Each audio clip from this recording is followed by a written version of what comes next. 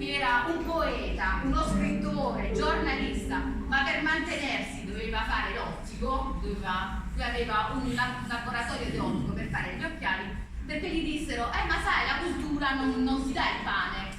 Vabbè, pazienza, allora mi devo trovare un lavoro, insomma, sto poveraccio si mise praticamente a fare l'ottico. Perché ha 280.000 copie, dunque un successo straordinario.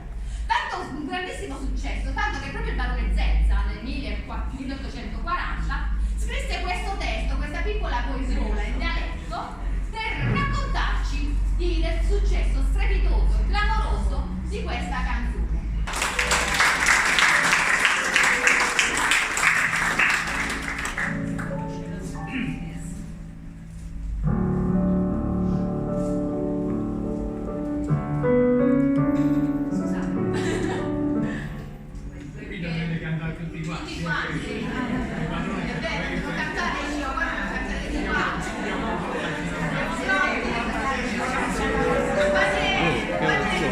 Ai spalle, va bene così, e le do.